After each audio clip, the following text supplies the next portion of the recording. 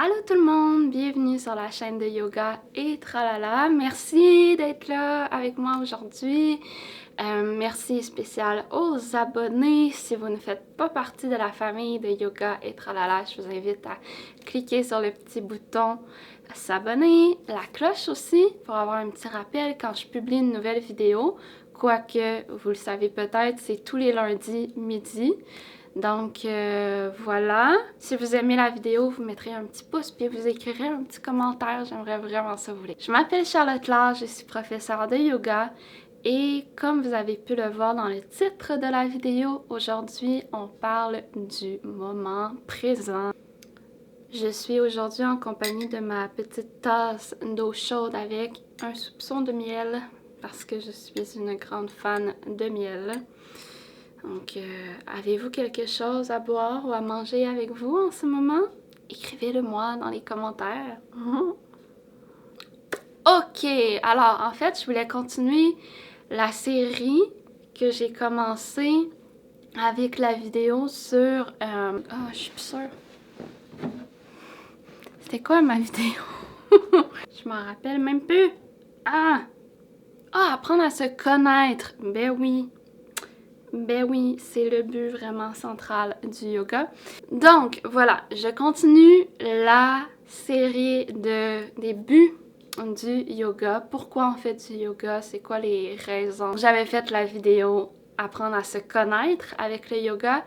Aujourd'hui, on apprend à mieux vivre dans le moment présent. Je vais sûrement répéter des choses que vous connaissez déjà, mais restez avec moi parce que je vais vous expliquer vraiment pourquoi, comment le yoga aide concrètement à travailler cette chose, cet état d'être, cet état de vivre qui est de vraiment vivre dans le moment présent. Vous avez certainement déjà entendu que pour être heureux, pour être dans la joie, dans le bonheur, etc., il faut apprendre à vivre vraiment dans l'instant présent. Se détacher en fait du passé et du futur.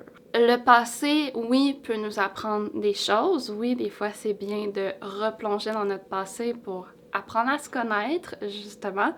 Mais rester trop dans le passé, ça nuit à notre bonheur, carrément. Le passé, c'est du passé. C'est pas pour rien que ça s'appelle comme ça.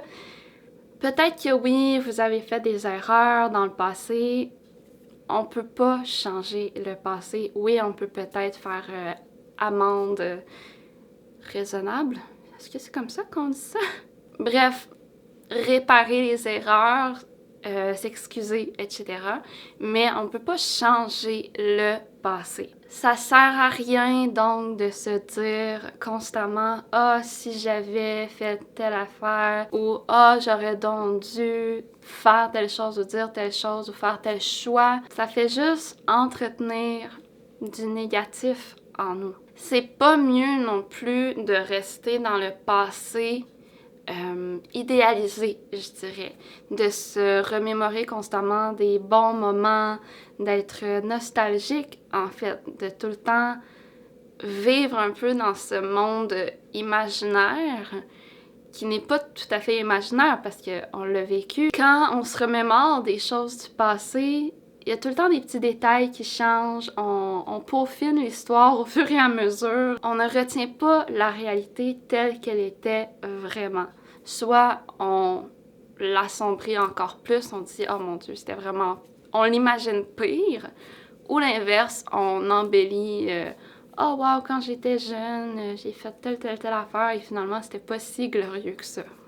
C'est pas mieux de toujours vivre pour un futur, de toujours se projeter dans le futur. Oui, ça peut être très bien, c'est même recommandé par tellement de monde de faire des plans pour le futur, de se projeter dans le futur. Comment tu te vois dans 5 ans? Chose que j'ai beaucoup de difficultés à faire. Mais de trop se préparer ou de trop angoisser, stresser par rapport au futur, c'est pas mieux non plus. Le futur, c'est toujours incertain. On a beau essayer de prévoir, de planifier, d'organiser, tout faire, tout mettre en œuvre pour que telle chose arrive, à tel moment, ça va se placer de telle façon. On le sait pas. Puis je veux pas être trop dramatique, mais on ne sait même pas si on va être encore là dans 5, 10 ans. On le sait pas. Bref, à être trop dans le passé ou trop dans le futur, on loupe le présent, on oublie le moment présent, on n'en profite plus.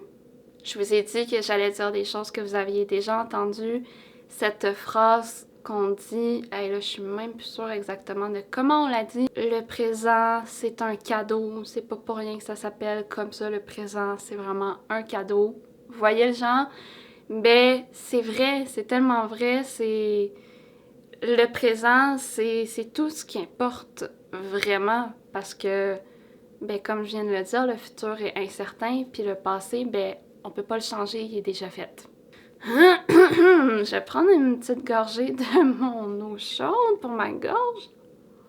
Il y a une phrase de John quelque chose, je pense, qui a dit « Les petites choses ne sont pas anodines du tout. » J'aime tellement cette phrase-là parce que je crois sincèrement que ce qu'on appelle le bonheur, c'est là qu'on va le retrouver, entre autres. Je pense que le bonheur, c'est un amalgame de plusieurs choses, mais c'est beaucoup dans cette accumulation de petites choses qu'on prend le temps d'observer, de noter dans notre quotidien, qui nous apportent une petite joie et qui cultive notre bonheur. Le câlin de notre conjointe ou de notre enfant, notre animal qui nous a fait rire parce qu'il a fait une petite niaiserie, la neige ou le soleil. Et si on est trop pris dans le passé ou le futur, eh bien, on va louper ces petites choses-là, on les verra pas passer. Bref, c'est principalement, je dirais, pour ça qu'on cherche à apprendre à vivre dans le moment, dans l'instant présent, le ici et maintenant. Ok, ceci étant dit, allons dans le côté un peu plus pratico-pratique. Donc, comment le yoga vient aider à mieux vivre ce moment présent dont on parle? Je dirais qu'il y a 4 façons. Premièrement, on a le Jnana Yoga dont j'ai parlé dans une autre vidéo. Je vais la mettre ici si je me trompe pas, mais aussi dans la description, vous pourrez aller voir. En fait, le Jnana Yoga, c'est le yoga de la sagesse intérieure. C'est une sorte de yoga qui utilise principalement l'introspection comme outil pour apprendre à se connaître. Connaître, en fait, c'est quoi notre automatisme? Est-ce qu'on a plus tendance à toujours vivre dans le passé ou toujours vivre dans le futur? On en a un automatisme plus que l'autre. En l'identifiant, cet automatisme-là qu'on a, eh bien, ça va être beaucoup plus facile, après ça, de s'en rendre compte quand ça arrive. Si je m'auto-surprends à vivre dans le passé, à remémorer des trucs positifs ou négatifs. Et là, je me dis, oh, je suis pas dans le présent, je suis dans le passé. Déjà là, ben, ça aide à vivre mieux dans le moment présent parce qu'on prend conscience de nos automatismes. Deuxième élément, je vais regrouper ici en fait les asanas, les postures et toute technique de relaxation. Les asanas et la relaxation, en fait, ça va venir beaucoup développer notre conscience corporelle. La conscience corporelle, eh bien, ça aide carrément à mieux être dans le présent parce que notre corps nous parle là, dans le moment présent. Le fait de se connecter à son corps, ça nous ramène automatiquement dans le moment présent. Travailler les postures, les asanas, ça va aussi travailler la concentration qui est un autre point, une autre capacité importante à travailler pour vivre mieux dans le moment présent. Comment, en fait, de faire des postures, on amène toute notre attention sur notre corps, sur notre ressenti, sur ok, est-ce que je suis bien placée, d'essayer d'être bien attentif à tous nos points à surveiller. On développe comme ça une concentration. Quand on fait des postures, ben notre esprit est rarement, je dirais rarement, tenté d'aller ailleurs.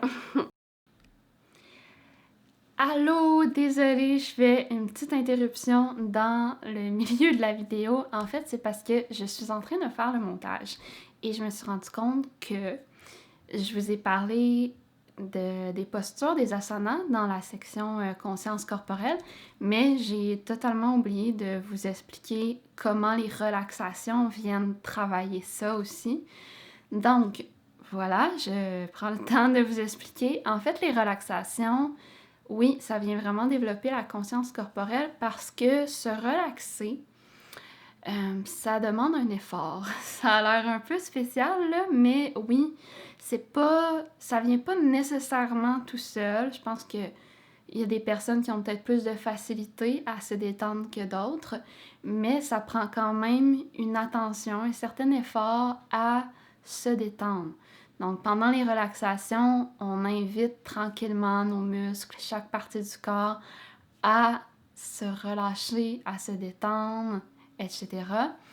Donc, à travers ce processus-là de détente, de relâchement des muscles, des tensions aussi, ben, on développe notre conscience corporelle. Et il y a même des techniques de relaxation qui sont carrément sur ce thème-là, vraiment d'aller petite partie par petite partie du corps, aller détendre tranquillement tout le corps. Je pense entre autres à Schultz, qui est vraiment carrément ça.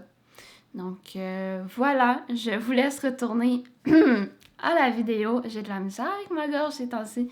Ok, je vous laisse retourner à la vidéo. Bye! Si on continue sur le point de la concentration, notre troisième élément, eh bien, c'est la méditation.